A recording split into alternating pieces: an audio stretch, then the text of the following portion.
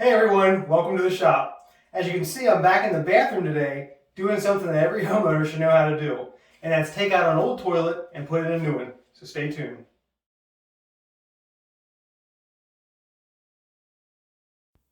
Guys, replacing a toilet is one of those projects that you're hopefully not going to have to do a lot, but when you do need to, it's definitely nice to know how. Now this toilet I've had for about 8 years, and I've never had any issues with it up until a week ago when I noticed water beating up on the outside of the tank. And upon closer inspection, I noticed a crack right near the flush handle.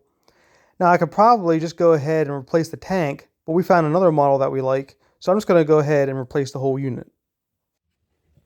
After shutting off the water supply, the next thing I'm going to do is flush the toilet to get as much water as I can out of both the tank and the bowl. And then I'm just going to use an old towel to soak up any water that's still remaining.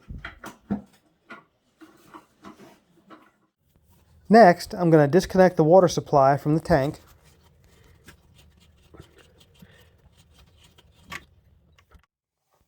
Loosen the tank bolts, and then lift the entire tank off of the bowl.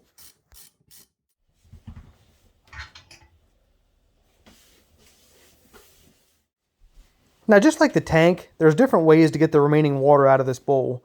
I've heard some people use a wet-dry shop vac, but I'm just going to go ahead and use an old towel again to sop it up.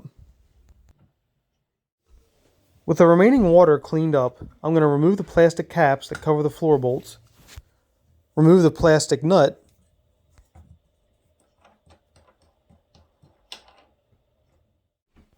and then lift the entire bowl off the floor and move it out of the way. Now before I go bolting the new toilet down, I want to take a minute and just clean some things up. And what I mean by that is I'm just going to take a putty knife and go around the flange and get any big chunks of wax off from the old wax ring. And then I'm going to take a good multi-purpose cleaner, spray the floor, and just clean the entire area around where the new toilet's going to go.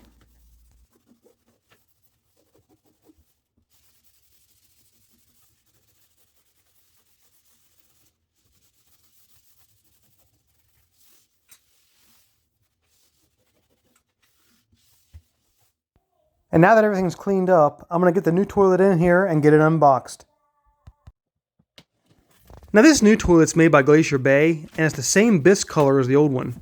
Now I ordered this from Home Depot, and it's both an elongated and a high efficiency model.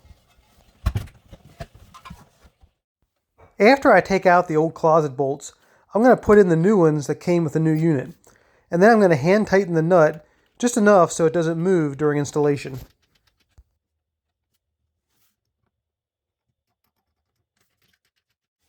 Then I'm going to measure out from the baseboard and make sure both bolts are the same distance away. While we're talking about measuring, I just wanted to point out that measuring from the wall to the center of the closet bolts is actually how toilets are sized.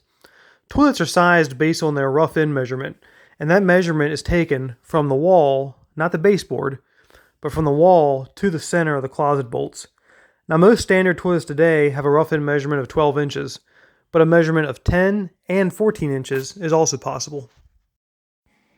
When installing a toilet, you'll need to use something to create a seal between the toilet and the flange, and the most popular thing to use is a wax ring. This is what keeps sewer odors from leaking out into the bathroom.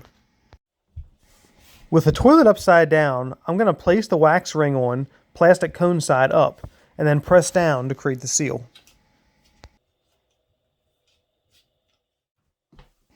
Then I'm going to flip the toilet over, right side up, and carefully lower it onto the bolts. Now if you're doing this by yourself, it can be a little tricky. So what I'm going to do is place the front on the ground first, and slowly lower the back side down, almost like a hinge, till it's over the bolts. Then I'm going to press down to create a seal with the wax ring.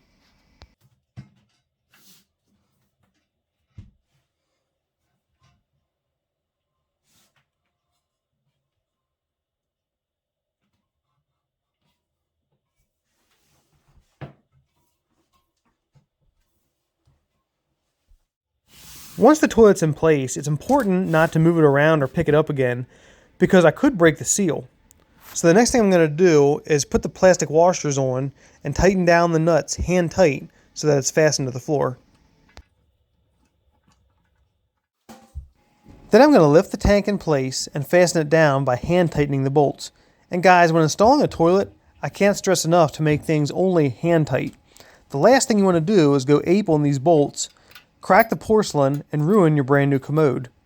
So it's best to leave your impact drivers back at the workbench and just make things hand tight.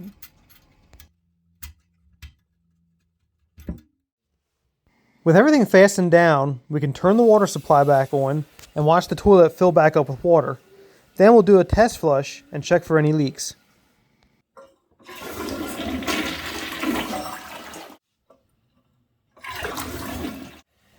Now I'm going to do a scan all the way around the perimeter to make sure that no water is leaking underneath between the toilet and the floor.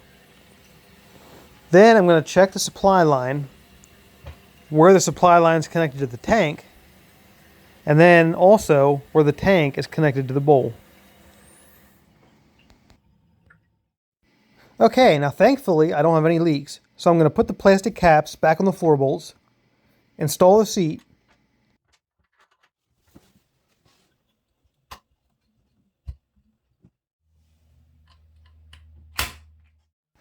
replace the tank cover, and most importantly, place your wife's decorations back on the tank exactly as they were before. Guys, one thing that I didn't do here that some people will is caulk around the base of the commode. And the reason they do that is so that water doesn't get underneath the toilet and affect the subfloor. Now, here's a theory of mine. If there is a leak under the commode, the caulk can actually hold the water in. If the water is being held in, you really wouldn't even know that you had a leak, and an unchecked leak could potentially rot the subfloor out. So instead of caulking around the commode, what I do is just be extra careful when we get out of the bath or shower that we don't splash a lot of water underneath the commode. And this way, if there would be a leak, at least now we'd know about it. So thanks for tuning in today for this quick and easy toilet swap. And if you have an interest in home improvement type things, check out some of the other content on my channel. I think you'll enjoy it. Take care, and we'll see you next time.